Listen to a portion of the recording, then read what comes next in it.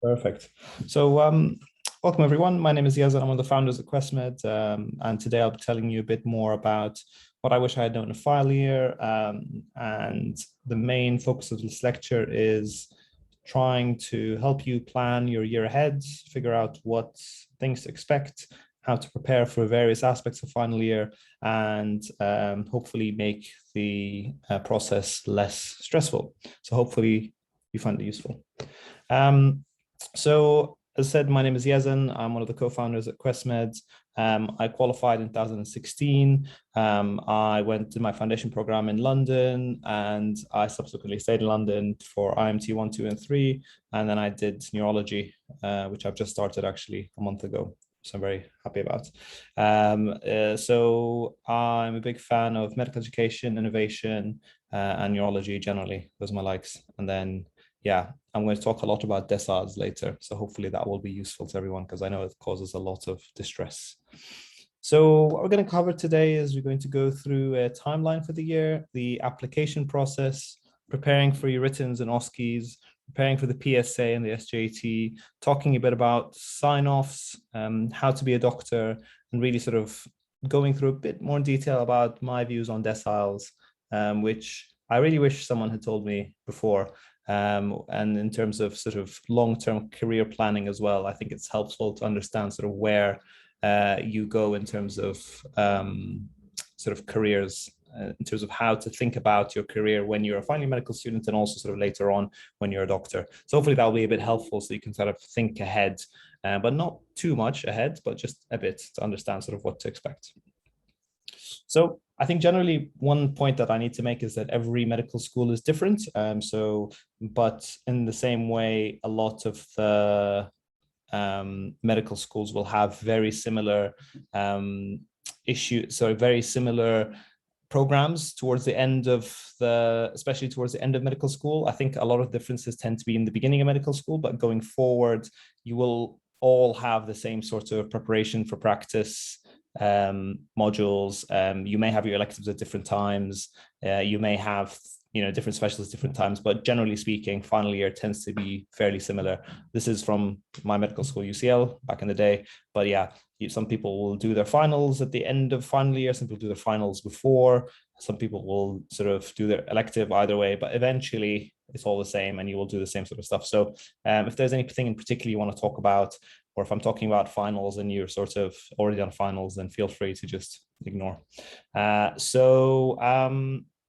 The moving forward, I think the main thing that's sort of stressful for lots of people is this whole thing about timelines. I think it's one of the first times that you will really get understanding of sort of national recruitment, which is basically how most interview processes, or sort of application processes work in the UK. So you apply nationally and then you get ranked and you pick your job and then you get that job later on. So that's a good understanding of how things will work later on. So it's sort of the first time, but it can be a bit stressful, I think, because if you've never done it before. So if you look at the foundation program website, you'll see these sort of timelines. I think the main important thing is to make sure that you're registering, which is going to come up soon, 20th of August. And then a lot of the stuff is for the specialized foundation program, but also the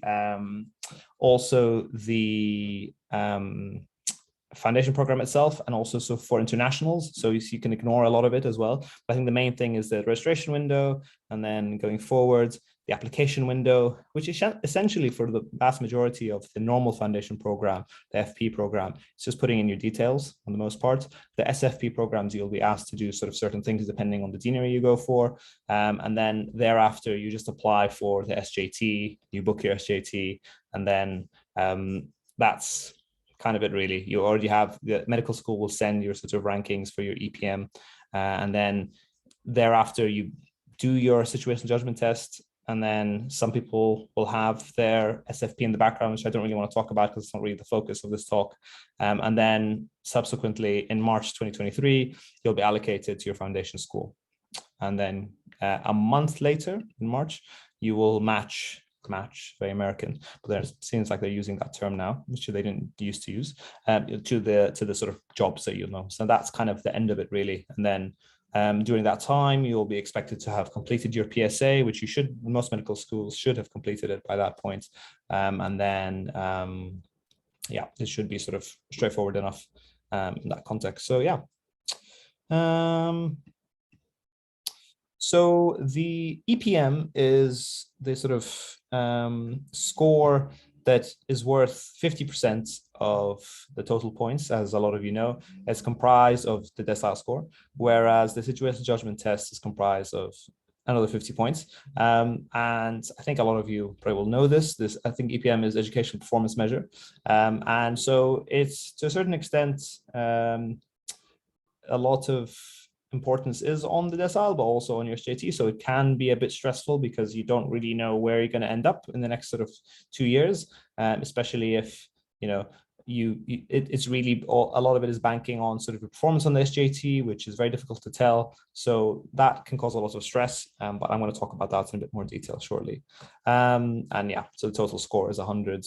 And as a lot of you know, and it's talked about in great detail on social media and various other platforms, the educational achievements which used to lead to a few more points, such as publications or posters, maybe not posters, I can't remember if it was posters, but certainly publications and previous degrees, those no longer count. And that will sort of, the idea, I suppose, is that people who have more time and are not working full-time jobs and are not sort of struggling financially are able to sort of be on a level playing field with people who may have more time to do research and academic stuff, etc., etc. But of course, that it was quite a sudden thing for a lot of people, especially those who have already intercalated and spent a lot of money on an extra year at university. So I think the process was perhaps not very smooth, but it is what it is, and that's kind of what's going to sort of happen going forward. So, but I think a lot of you do know this already. And yeah, so just the SJT stuff.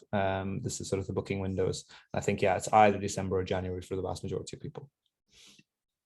There is a very good guidance notes for UKFP 2023, how to apply to the foundation program.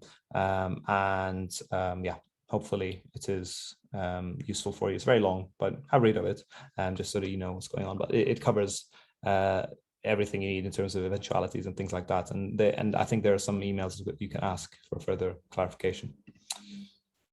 One thing actually I find quite interesting is last year, lots of people got very upset about the reserve list because lots of people didn't get a job and started saying that foundation programs oversubscribed and they're making too many medical students, etc., etc. I think it's just very important to maintain and let you know that everyone got a job in the end.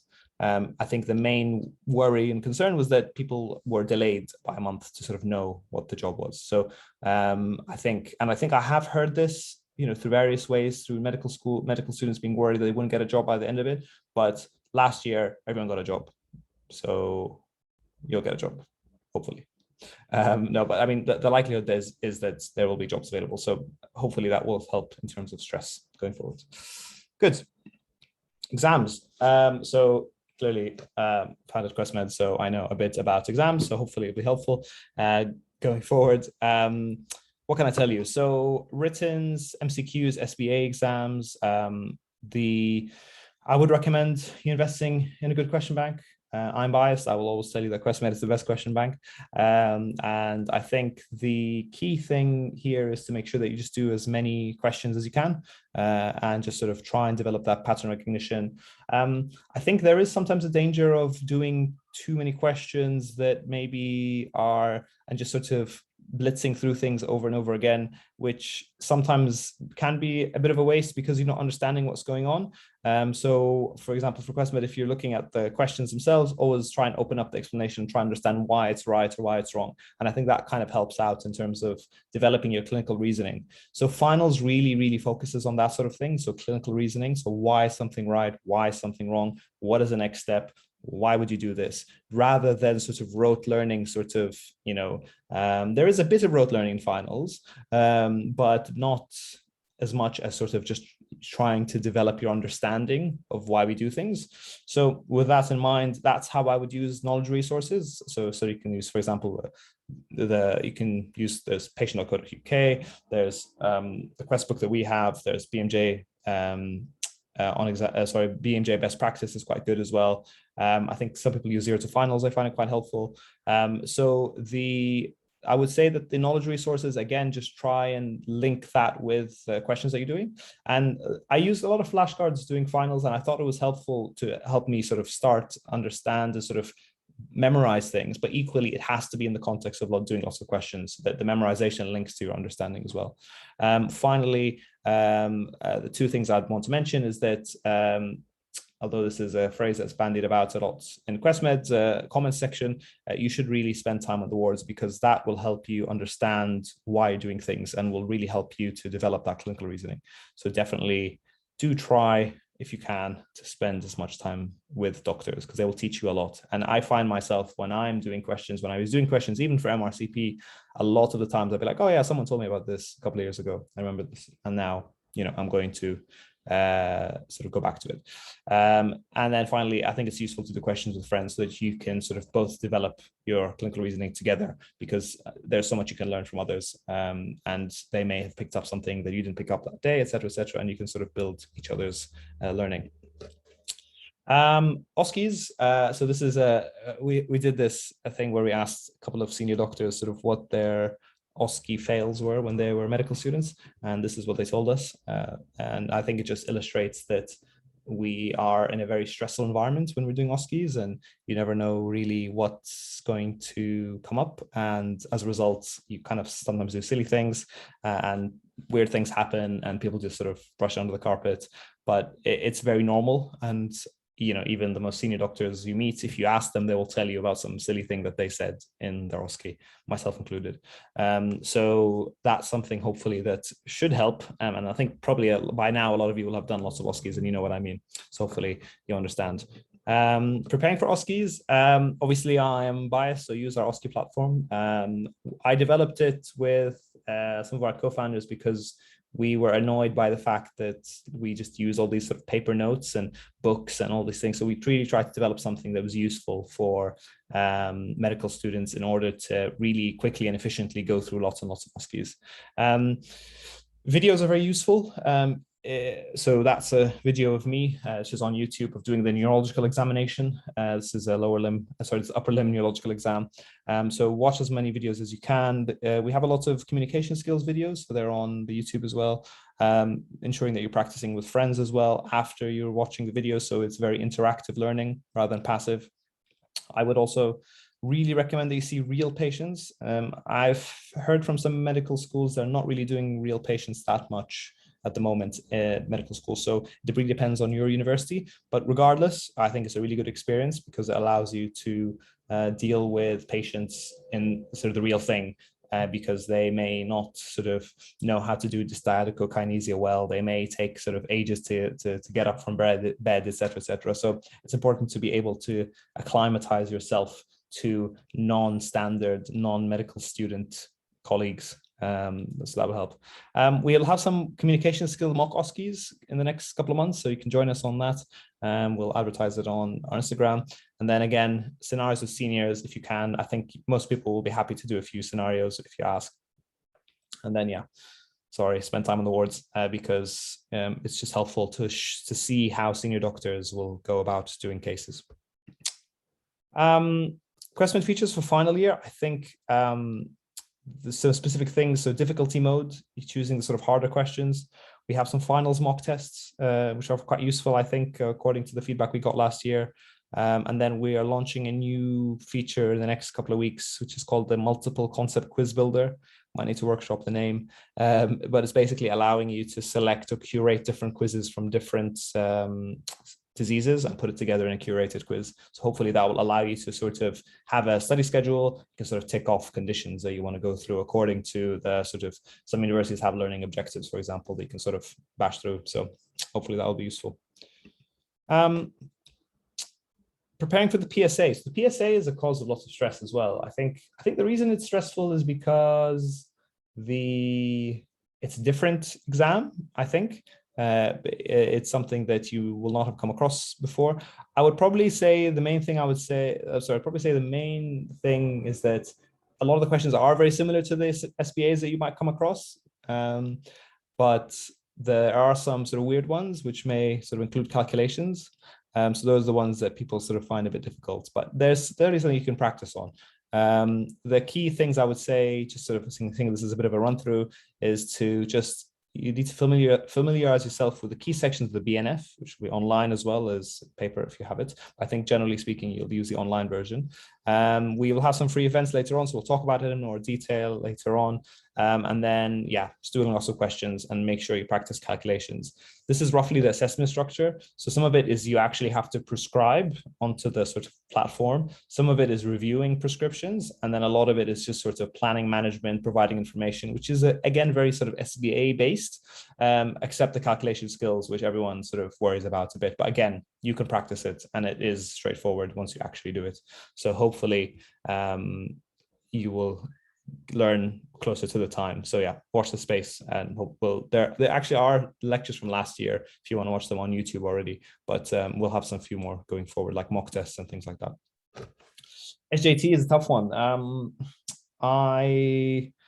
We have always not done SJT stuff at Quesmed because we felt that we would never be able to make a resource that would actually be useful, because it's an exam that really some people you really can't study for. I'm not going to talk about it in too much detail now because I'm sure you will get a lot from your university, but basically it's a way of showing you meeting the person specification for the foundation program, whether or not you are professional, you can work with a team, you can cope with pressure, and it gives you lots of scenarios where you have to rate, you have to rank, and you have to sort of do multiple choice questions about different scenarios. And sometimes they show you videos, and sometimes they give you scenarios. And yeah, it's not a hard exam, but it's very difficult to know sort of where you lie in that spectrum in terms of performance, which has a lot of sort of consequences on where you go for foundation year. So yeah, it is stressful. Lots of people are going to do paid courses or tell you about paid courses. My view, from my experience, is don't go on them, don't pay for them. I went to 2 courses at medical school and I didn't do that well. I think was I overthinking it? Not sure, still don't know. I think, I've done well in every single interview exam since then, except that one. I don't know. But I really did make a big effort to go to Sydney, to go to paid a lot, to go to courses, etc. So I would recommend they don't go, but that's it too.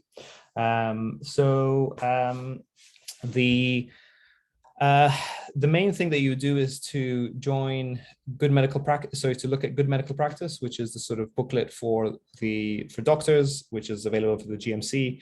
There are some practice papers on the UK FPO. That's kind of it, really. There are some online SJT resources.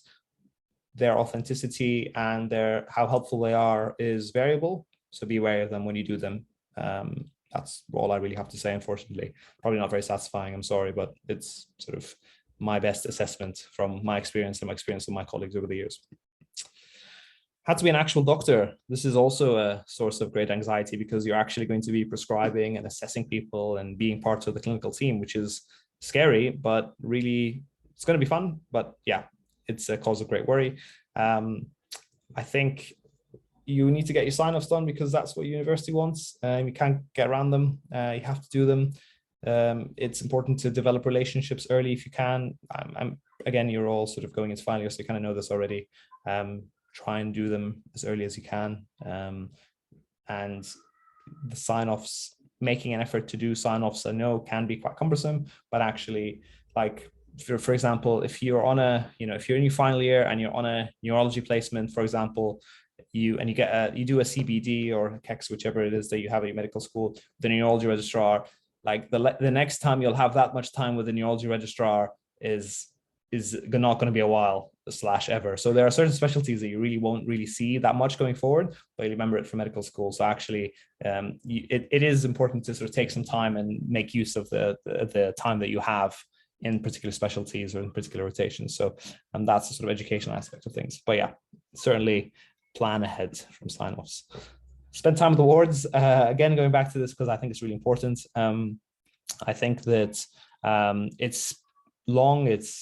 Ward rounds are very long. Sometimes they can be 3, 4, 5 hours, and it can be very painful because no one is talking to you, or no one's telling you what's going on, and it's generally sort of early morning, especially surgical ward rounds. But again, making the effort to go to a few here and there would be useful, and also allows the clinical team to sort of know who you are, and therefore make an effort and sacrifice their time to teach you later on, especially after the ward round. So yeah, sorry, I know you don't like it, but it is useful. This is quite a good thread on Twitter, actually, which I would recommend you guys read. It was about sort of what people expect of you as an F1. And it's really true that no one really expects that much from you. They expect you to be on time, put up a scan, show them some bloods, and then order investigations, chase them. It's kind of it. But you do learn some stuff to become a doctor, of course. So the basics of emergencies and ALS and generally being efficient is very important. And that's something that you can develop as a medical student. So when I was a renal registrar last year, we had a very good final year medical student who was just, he made the effort. He came in every day and got a lot of stuff done. So by the end of it, he was extremely efficient. And, we knew that he was going to go into final, be a doctor and just know how to get everything done easily and efficiently. And I think that does make a difference in terms of your confidence when you go in to F1. And then understanding the rationale for doing things. So if a senior asks you sort of to do something, then it's always important to ask them why we're doing it and sort of what would happen if this and this and this. So it's trying to understand these sort of algorithms in your senior's head and trying to apply them to your own self. And finally, it can be hard to speak like a normal human being when it's loads of like medical chat and lots of things going on. But I think this is now the time where you can use all the medical stuff that you've learned and sort of apply them to yourself and be able to have a decent a decent sort of level of communication with various people about various medical subjects to a high enough level that you can sort of, order investigations, speak to families, etc., which it can be quite hard, especially with families who are not happy with their care, etc. So with their family members' care. So this is a hot topic. Do deciles really matter? I have a lot of views on this. I think some of you might agree, some of you might disagree, but I'll share with you my experience. So now I'm sort of post-foundation, post-IMT, sort of specialty training. So I'm sort of 6 years down the line. So I have, had a lot of friends who've been through this process. So I hope it's helpful. But the truth is, deciles may lead to you moving in your foundation program for 2 years to somewhere you don't want to go, maybe. But apart from that, it doesn't matter. That is the basic sort of thrust of what I'm going to say. And I'm going to tell you why. Academic excellence is great. If you do want to be excellent academically, go for it for many reasons, personally, professionally, societally. That's fine, cool. And I think that is very good for people to want to do that. However, deciles can be a bit problematic. Makes you feel like you're a bit of a number, a bit more competitive, perhaps with your peers. You maybe sort of associate your self-worth with that number, maybe, if that's all you think about. You may not go out with your friends because you want to sort of study more. You may be very anxious. I was very anxious about my future career as a final year. Oh, I need to do neurology. I need to, do very well, etc. Not true. And then, yeah, may sort of, if you're not doing well, may think, oh, maybe I'm not cut out for this. These are all sort of thoughts I had probably as a final year. Yeah. So I didn't do very well on my SJT. This is my sort of EPM/SJT. I got third decile. I had 1 point back in the day when we had points for a letter to the editor. You can look it up. It's a very good letter to the editor. I didn't do very well on my SJT compared to my colleagues. So I didn't score as highly as I thought I would. I wanted to go to Northwest London because I lived in West London, but I ended up going to North London when it was North London. Now it's sort of North Central, which I think I gather is different now.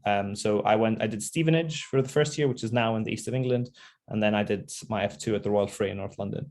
I was a bit disappointed at the time, but I ended up getting my top choice job in North Central, and it was sort of neurology related, sort of stroke related.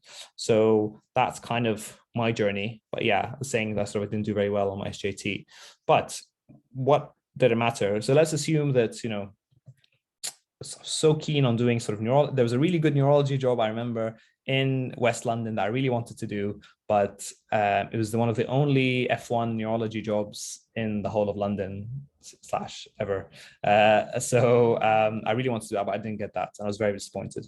But I managed to sort of figure something out through my F2, which I had stroke in it, and I met a lot of neurologists. I was very unhappy. I moved to Stevenage, where Lewis Hamilton is from, and I was, I didn't even know where Stevenage was. It's very far from me. It was about an hour and a half from home, but it's fine. So I had to move. But in the end, what ended up happening was that I got in touch with the stroke team at the Royal Free, and then I met the stroke team at UCLH, and I got involved in loads of stuff as an F3 because of the recommendation of my consultants. And got loads of publications and audits and loads of clinical experience just because I ended up at the Royal Free because I missed my top choice job. So in the long term, it was really helpful for my specialty applications. And I probably would have done the similar sort of thing wherever I had gone. I would have made those sort of connections, and I maybe would have done F3 in a different area, even though it was very different to my initial plan. So more competitive foundation schools, I think being middle of the pile, as opposed to top of the pile, bottom of the pile in a more competitive school. So you can more likely to select the jobs that you want. You're more flexible selecting locations and choosing individual jobs. And then if that's important to you to work in an academic hospital, it was for me because I felt that I wanted to do neurology, so I might as well work in an academic hospital that can do neurology. But actually, it's really not that important for F foundation. But if that's important to you, that's it. You're probably more likely to work in a hospital if you don't get in a more competitive foundation school. So working in a teaching hospital is good sometimes. You get to be part of well-funded care generally, sometimes higher quality depending on the department. You can have research audit links. Sometimes the facilities aren't really that good, and space can be a bit of a premium, so you don't really get that much in the way of good facilities. Independence is not really that much there on the most part. You spoon fed a lot. You have to do. It's very consultant heavy in many situations, and then in theory, when you're a bit more senior, some people may be competing with you to do extracurricular stuff, but actually, usually the hospital is big enough. It's not really a big problem at your level, but this is a sort of more theoretical thing. So really, it's not that different. Whereas working at DGH, I really didn't want to work in a DGH. I had this view that, working in DGH is really bad. Actually, I really enjoyed my F1 year at DGH, and it was very small from a sort of F1 cohort, and we became really good friends and went to each other's weddings, etc., etc. And basically, foundation program is just, very basic medicine, right? So it doesn't matter where you go. You can do wherever you want. And then later on, if you want to work in big teaching hospitals, etc., you can. There is a thought process that sometimes it's less well funded, so therefore you can have rota gaps and less admin backup. Again, this depends by department. There is a plus that you more likely to have autonomy, developing your clinical skills, and really a lot of the trainees will rotate who are sort of academic people. So for example, for me in neurology, loads of my neurology regs were in Stevenage and from North London, because they rotate to GGHs, and you will get that exposure to them, and they can teach you. And if anything, they'll, no one else is interested in their specialty in this particular location, which is the case for me. They'll, help out and teach you and do stuff. And I did a taster week, at neurology at Stevenage. So that's the sort of stuff that you can do if you're interested in a particular specialty. Do I need to get a job in my foundation program to get into some specialties? No, you don't. If you're in medical training, you'll probably do it doing medicine. In other specialties, you won't be expected to do a job in that specialty. So, you can do taster weeks, and you can do an F3 to build up your CV. So it's really not a big deal.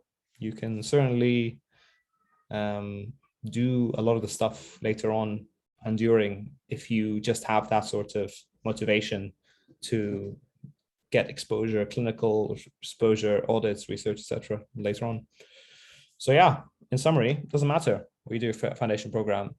Even with research, I did research at UCLH when I was at Stevenage, and no one really cares where you did your foundation program. So I would say the main thing is actually location. So if you have family and if you have kids or you want to be closer to your family, then yeah, location is important. But from a professional perspective, it doesn't matter. So don't worry. Loads of my friends didn't do well on the SJT. And then some of them ended up in, their whole families in London, and they ended up in Newcastle, I think, which is fine. They spent 2 years in Newcastle. They really enjoyed it. And then they went back to London. They were okay. They're now living in London. So it doesn't matter. You can kind of, this is the only time really where you have this sort of exam that sort of, tells you where you're going to go. But after that, you can kind of do what you want for the most part. So, long-term career planning. I would recommend you try and get some projects at uni, just because when you're a final year medical student or and you have some time, it may be worth making some links if you are so inclined. Some people are not, that's fair. And I gained a lot from my sort of SSCs and electives, all of which were in neurology. You can see the sort of pattern here. And then really getting involved in teaching, I think, is very important, because it's really the foundation of what you do as a junior doctor when you have medical students. So trying to get some stuff early so that later on, if you want to do a PG cert in medical education, then you can do. And it's a very, very rewarding experience.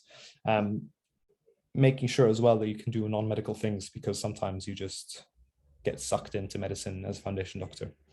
And understanding some career planning in terms of whether or not you'd like to do an F3 is useful, but I think a lot of people / most people are doing it nowadays, not just for sort of academic reasons or sort of educational reasons, but also for financial reasons, to be honest, because you can make a lot of money locuming, et cetera, et cetera. So that is one thing that you can consider going forward. And yes, I think I have been talking a lot about academics and research and all that stuff. Obviously, come from a bit of an academic sort of background, but I think it's very important to recognize that you should really enjoy yourself. I think if I went back now with hindsight as a medical student, I would probably have relaxed more and not worked as hard, because it's okay, as you can see from this image, to just be a doctor / medical student who just is normal, right? I think definitely that's something I wish I knew as a medical student before. So that's sort of parting words. Yes, I hope that's useful. Any questions, please let me know in the chat. We will have lots of updates and events and final year stuff on our Instagram, maybe some writing opportunities as well if you're interested. And then, yeah, thanks for coming. I appreciate it. So people are asking, let's go on to the chat. Will this be recorded? Yes.